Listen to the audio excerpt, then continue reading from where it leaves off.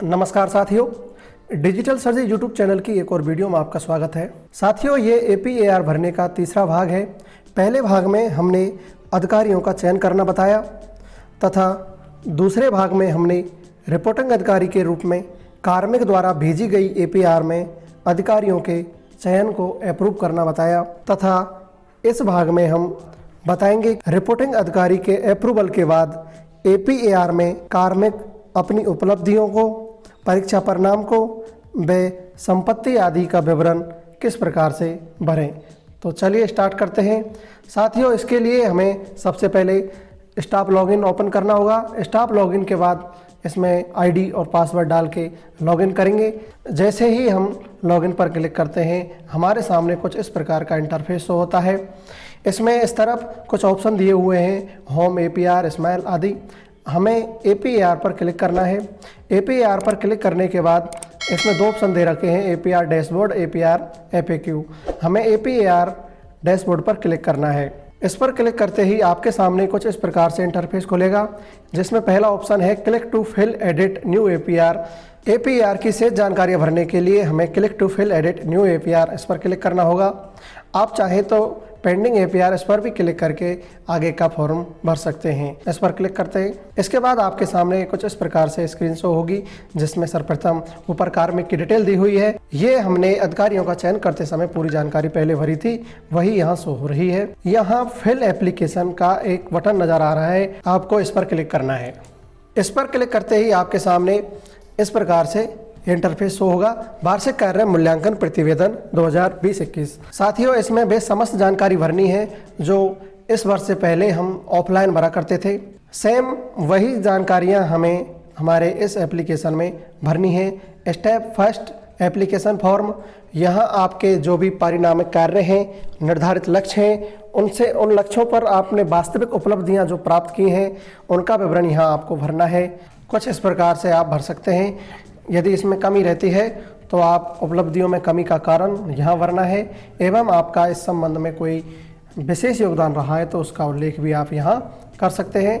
इस प्रकार से हमें ये सभी जानकारियाँ भरनी हैं। यदि कोई जानकारी आपके लागू नहीं होती है तो आप NA भी कर सकते हैं। जैसे कि ये कक्षा निरीक्षण केवल संस्था प्रधानों के लिए ही लागू होता है। संस्था प्रधान ही कक्षा का निरीक्षण करते हैं। यदि आप संस्था प्रधान का कार्य करते हैं तो कक्षा निरीक्षण भी आप भर सकते हैं, अन्यथा यहाँ NA भर के आगे बढ़ सकते हैं। यहाँ सारी जानकारियाँ भरने के बाद आपको सेव ड्राफ्ट पर क्लिक करना होगा। सेव ड्राफ्ट पर क्लिक करते ही यह आपकी सारी जानकारी इस प्रकार से यहाँ सेव हो जाएगी। Reporting data saved successfully under APAR by reporting officer.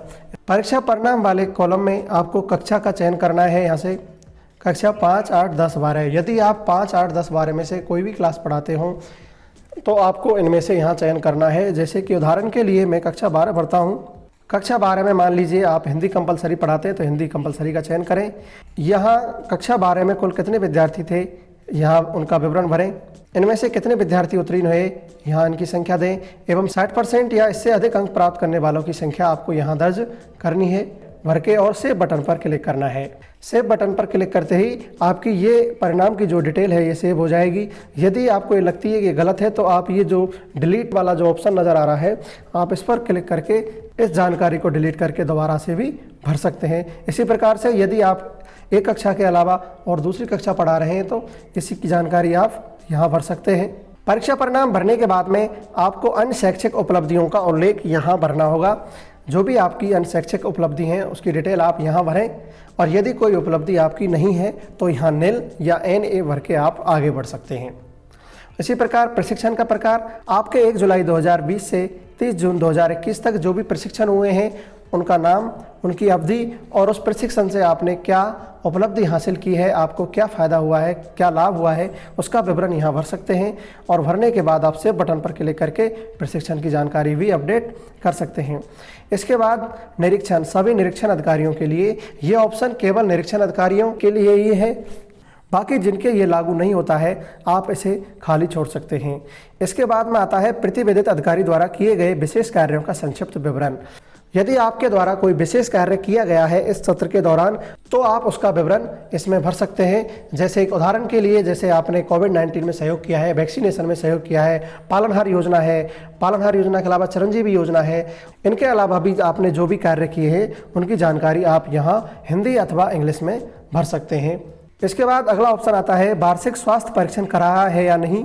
यदि हाँ तो दिनांक अंकित करें एवं प्रोफार्मा संलग्न करें। यदि आपने स्वास्थ्य परीक्षण कराया है तो आप यस पर क्लिक करें।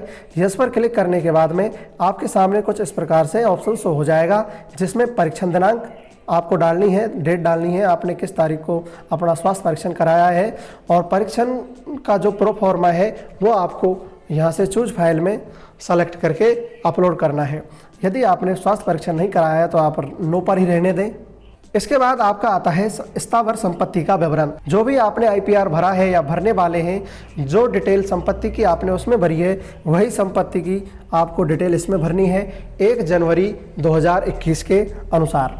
सबसे पहले इसमें उस जिले, उपखंड, तहसील यानी कि यहाँ आपकी जो संपत्ति है उसका पता, एड्रेस यहाँ आना है। इसके बाद संपत्तियों का नाम तथा विवरण, जैसे कि आवासीय भूमि है, अन्य भूमि है, प्लॉट है, फार्म हाउस है या अपार्टमेंट है, जिस भी प्रकार की आपकी संपत्ति है यहाँ उनका विवरण देना है। यहाँ वर्तमान मूल्य, उस संपत्ति का वर्तमान मूल्य क्या है वो आपको यहाँ भरना है। इसके बाद ये संपत्ति यदि स्वयं के नाम से नहीं है तो बताएं किसके नाम से है, उनका नाम और संबंध आपको यहाँ भरना है। इसके बाद ये संपत्ति आपने कैसे प्राप्त की है, उत्तराधिकारी के रूप में या किसी से खरीदी है, जैसे भी आपने प्राप्त की है उसका ब्यौरा यहाँ दें, और किन से प्राप्त की है तथा कब प्राप्त की है ये जानकारी भी आपको इसमें लिखनी है। इस संपत्ति से आपकी वार्षिक इनकम जो भी हो रही हो उसका ब्यौरा आपको यहाँ भरना है। उसके बाद अभ्युक्ति, इस संपत्ति के बारे में कोई और डिटेल आप देना चाहते हैं तो वह यहाँ पर भर सकते हैं, जैसे कि use for agriculture, use for residential purpose आदि जो भी आप भरना चाहें ये भर सकते हैं। उसके बाद सेव बटन पर क्लिक करते ही आपकी संपत्ति यहाँ सेव हो जाएगी। इस प्रकार से सारी जानकारियाँ भर के आपको सेव बटन पर क्लिक करना है। इस प्रकार से डाटा सेव सक्सेसफुली। यदि ये आपकी डिटेल सही है तो आगे और कोई डिटेल भरना चाहें तो इसी प्रकार से भर सकते हैं, अन्यथा ये गलत है तो डिलीट बटन पर क्लिक करके इसे डिलीट कर सकते हैं और पुनः भर सकते हैं। ये सारी जानकारियाँ भरने के बाद में आपको सबमिट पर क्लिक करना होगा। सबमिट पर क्लिक करेंगे। सबमिट पर क्लिक करने के बाद में इस प्रकार से मैसेज आ जाएगा, reporting data saved successfully under ACRY reporting officer. इस प्रकार से हमारी ये सारी डिटेल सेव हो गई है। यदि इसमें आपको कोई भी अपडेट करना है तो अपडेट करने के बाद में आपको पुनः सबमिट पर क्लिक करना होगा। यदि हमारे द्वारा भरी गई ये सारी जानकारी बिल्कुल सही है तो इसके बाद आपको फिर से APR पर क्लिक करना है। फिर से APR डैशबोर्ड, इस पर क्लिक करने के बाद में आपको पुनः click to fill edit APR, इस पर क्लिक करेंगे। इसके बाद आपके सामने इस प्रकार से जो इंटरफेस आएगा, इसमें आपको नीचे 2 बटन मिलेंगे, लॉक एंड फॉरवर्ड एप्लीकेशन, दूसरा है प्रीव्यू। सबसे पहले आप प्रीव्यू ऑप्शन पर क्लिक करके अपने द्वारा भरी गई जानकारी चेक कर लें। इस प्रकार से एक PDF आपके सामने डाउनलोड हो जाएगी। यदि विवरण कुछ गलत नज़र आता है तो आप फिर से फिल एप्लीकेशन पर क्लिक करके सबमिट कर सकते हैं। यदि आपकी जानकारी सही है तो आप लॉक एंड फॉरवर्ड एप्लीकेशन, इस पर क्लिक करें। इसके बाद are you sure you want to lock entire application and send to reporting officer. इसका मतलब ये कि आप निश्चित हैं कि आप अपने APR फॉर्मेट को रिपोर्टिंग ऑफिसर के पास भेजना चाहते हैं। ओके। इसके बाद आपके सामने कुछ इस प्रकार से इंटरफेस शो होगा, जिसमें मोबाइल नंबर शो हो रहा है, यहाँ लिखा होगा सेंड OTP। आपको सेंड OTP पर क्लिक करना है। सेंड OTP पर क्लिक करते ही आपके सामने कुछ इस प्रकार से इंटरफेस शो होगा, जिसमें इस मोबाइल नंबर पर जो OTP भेजा गया है वो आपको यहाँ एंटर करना है। एंटर करने के बाद कन्फर्म OTP करते ही आपका जो APR फॉर्म है आपके रिपोर्टिंग अधिकारी के पास भेज दिया जाएगा। यदि आपका OTP नहीं आता है तो आप फिर से रिसेंट OTP पर क्लिक करके भी पुनः OTP प्राप्त कर सकते हैं। हमने ये OTP दर्ज कर लिया है। OTP दर्ज करने के बाद कन्फर्म OTP पर क्लिक करेंगे।